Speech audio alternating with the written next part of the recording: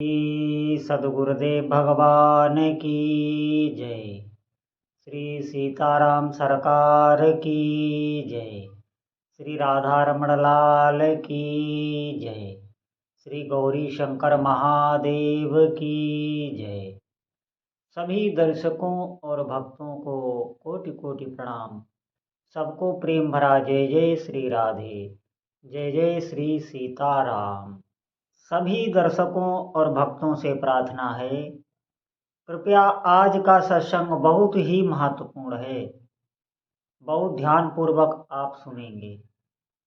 आज मैं आपको सत्संग की ऐसी चर्चा सुनाने वाला हूँ जो ऐसे भक्तों के लिए है जो संसार के विषय भोग भी नहीं छोड़ पा रहे। जैसे वो इंद्रियों से जो भोग भोग रहे हैं उनको वो नहीं छोड़ पा रहे हैं और वो भगवान का भजन भी करना चाहते हैं। उन्हें अच्छा लगता है संतों की बातें, भगवान का भजन, कि मैं भी नाम जप करूं, क्या मैं कर पाऊंगा? तो उनके लिए निश्चित मानिए शास्त्र आज्ञा दे रहा है कि अगर भक्त विषयी है, वो भोगों को नहीं छोड़ पा रहा और वो अपने प्रभु का अनन्य भक्त है, मतलब अपने प्रभु से वो प्रेम करना चाहता है, अपने इष्ट देव की कृपा प्राप्त करना चाहता है हृदय से, तो शास्त्रों ने बताया है कि वो भक्त निश्चिंत हो जाए, उसे अब कोई चिंता नहीं करनी। पूरा भार उसका इष्ट देव वहन करने लगते हैं, उसे चिंता नहीं करनी, उसे शोक नहीं करना। ये जो हमारे अंदर हमेशा ग्लानि रहती है, अविश्वास रहता है कि हम तो भोग छोड़ नहीं पा रहे हैं, हम तो विषय भोगों में लगे हुए हैं, हम पर क्या भगवान कृपा करेंगे, ये अविश्वास ही आपको आगे नहीं बढ़ने दे रहा। निश्चित मानिए आप भी भगवान के हैं। माँ का बेटा कोई साफ सुथरा हो और कोई गंदा बच्चा हो, और जब वो रोता है, जैसे मान लिया बहुत धूल से लिपटा हुआ है, बहुत गंदा है, और वो रोने लगा माँ की ओर देखकर, तो माँ उसे तत्काल गोद में उठा लेती है। ध्यान देना आप साधकों, कभी वो ये नहीं सोचती है इतना गंदा है। और जो साफ स्वच्छ बालक है वो जब रोता है तो उसे भी गोद में उठा लेती है। लेकिन माँ के अंदर कोई दुभांत नहीं होती ये साफ है ये गंदा है। ये हमारे जो इस भौतिक जगत में जो हमारी माता होती उसके अंदर इतना ज्यादा वात्सल्य होता है। तो आप हिसाब लगाएं, जो पूरे इस ब्रह्मांड की माँ है, जिसे माँ पिता आप कुछ भी कह सकते हैं प्रभु को, उनके अंदर कितना वात्सल्य होगा। वो कभी नहीं देखते ये कितना पापी है, ये क्या है। वो देखेंगे जब भी तो आपके भाव ही देखेंगे। ध्यान रखना, मान लिया किसी आदत से आप बार बार गिर जाते हैं, बार बार ये मन आपको गिरा देता है गलत गंदी आदतों में, लेकिन आप कभी भी हारना नहीं, कभी भी नहीं टूटना। आप नाम का आश्रय ले लें। ऐसे भक्तों के लिए ही ये नाम की अलख है, ये अलख जगानी है। ऐसे भक्तों को ही नाम उठाता है। उल्टा नाप नाम जपा जग जाना, और वाल्मीकि भे ब्रह्म समाना। जो वाल्मीकि जी थे वो पल में लोगों के सर उड़ा देते थे, इतनी उन्होंने हत्याएं की थी जिसका कोई विवरण नहीं है। उनसे सीधा नाम भी नहीं भगवान का लिया जा रहा था, वो मरा मरा ही कह पा रहे थे, और उसी से वो ब्रह्म के समान हो गए, सिद्ध हो गए। वो लगन लग गई उनकी। तो मैं आपको बता रहा हूं, आप बिल्कुल निर्भय रहिए।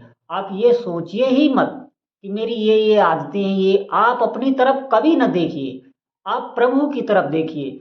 जब भी आप अपने कर्मों की तरफ देखेंगे कि मैं कैसे प्रभु के पास जा सकता हूँ, तो निश्चित मानिए आपको निराशा ही हाथ लगेगी।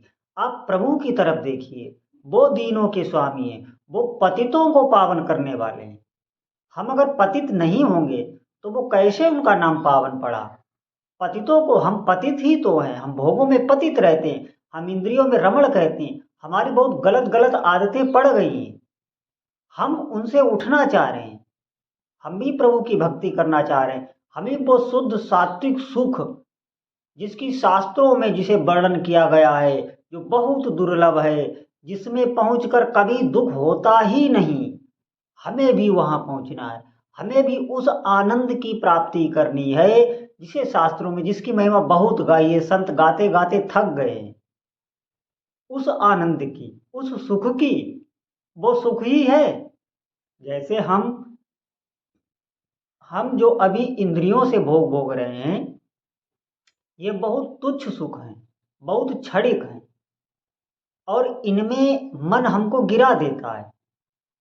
ध्यान रखना आप। और फिर आप देखना, आपके भीतर से एक आवाज भी आती है। वो आवाज मंद रहती जब तक आपके अंदर तपोबल नहीं है, सात्विकता नहीं है, भगवान का भजन नहीं है, तो वो आवाज मंद रहती है, उसे हम सुन भी नहीं पाते। हमारे अंदर आवाज आती है, जब भी आप भोग भोगेंगे तो आपके अंदर घृणा उत्पन्न होगी, आपके अंदर ऐसा लगेगा कि मैं ये काम कभी नहीं अब करूंगा। अंदर से आपके आएगा, कोई भी हो, कहीं भी हो, वो शास्त्र विरुद्ध आचरण करेगा तो उसके अंदर से आवाज आएगी। पहले भी रोकती है और बाद में भी वो घृणा कराती है, लेकिन वो इतनी मंद पड़ जाती है, हम इतने जो है मैल से हमारा अंतःकरण लिपट जाता है पापों से कि वो आवाज में सुनाई नहीं देती। निश्चित मानिए, प्रभु आपके भीतर ही बैठकर वो सब लीला देख रहे हैं, वो साक्षी रहते हैं इस शरीर में। हम अपने को भोगी मानते हैं, हम अपने को कर्ता धर्ता मानते हैं, लेकिन वो साक्षी बैठे बने बने हुए बैठे हमारे अंदर ही।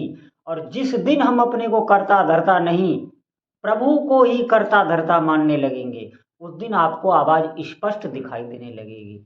अब बात रही ये कि हम यहाँ तक पहुँचे कैसे, जो हमारी ये धारणा बने। हम भोगों में लगे हुए हैं, हम गलत गंदी गंदी आदतों में फंसे हुए हैं, तो हमारी धारणा कैसे बने, उसके लिए ही ये नाम जप बताया जाता है। आप अधिक से अधिक नाम का सेवन करें, उसकी रगड़ करें, बराबर इस जीभ से नाम की रगड़ करें, रगड़ करें, खूब जोर जोर से कीर्तन करें, खूब भगवान नाम उच्चारण करें, जितना हो सके। आप इस समाज को ना देखिए क्या कह रहा है, आप ये मत देखिए, इसमें शर्म नहीं करनी है। एक बात ध्यान रखना, कभी भी अपने घर में भी अगर आप संकीर्तन कर रहे हैं तो शर्म नहीं करनी। ये जो शर्म है, ये भी बहुत भगवत मार्ग में बाधा है। शर्म ही हमें बहुत से कार्य नहीं करने देती। ये शर्म ही हमें सुबह उठकर अपने माँ बाप के पैर छूने चाहिए, इस शर्म के कारण हम नहीं छू पाते। हमने देखा है, भक्त ऐसा कहते हैं। ये इस शर्म को, अच्छा हमें इसमें शर्म आती है और गलत कार्यों में हमें बिल्कुल शर्म नहीं आती। जहाँ शर्म करनी चाहिए वहाँ हमें शर्म नहीं आती है, और जिस कार्य में शर्म नहीं करनी चाहिए, उत्साह होना चाहिए, वहाँ पर हमें शर्म आती है। इसका कारण क्या है?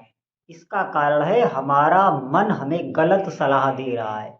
हमारी बुद्धि अभी ठीक नहीं है, स्वस्थ नहीं है।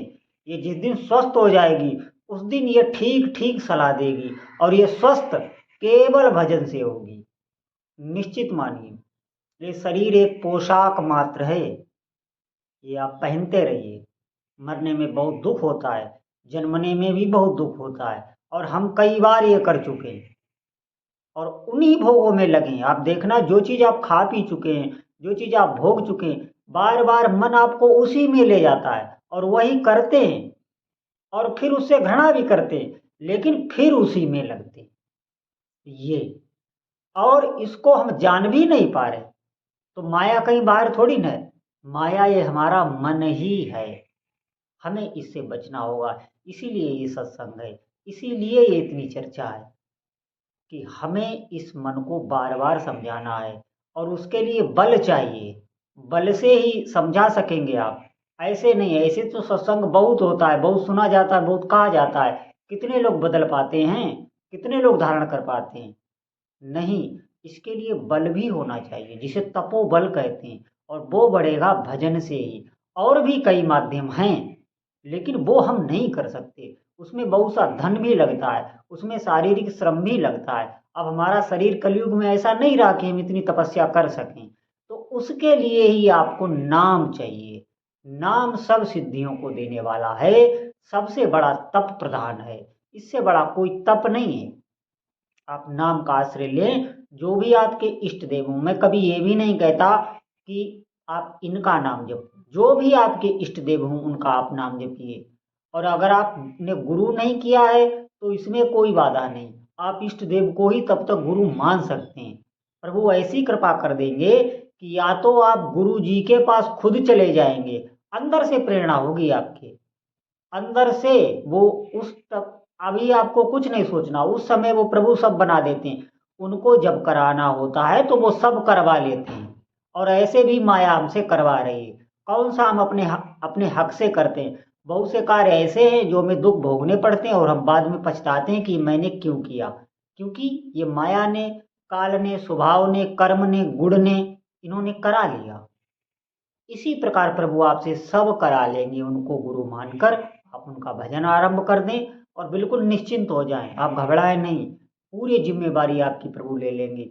जो भी आदतें आपकी हैं, जितनी भी गंदी आदतें, वो सब धीरे धीरे मलिन होती, जितनी भी गंदी आदतें हैं आपकी, वो सब धीरे धीरे बिल्कुल नष्ट हो जाती हैं। बिल्कुल स्वप्न में भी कोई गंदा विचार नहीं रहता। तो सभी भक्तों से प्रार्थना है कि अधिक से अधिक भजन करें। बोलो जय जय श्री सीताराम।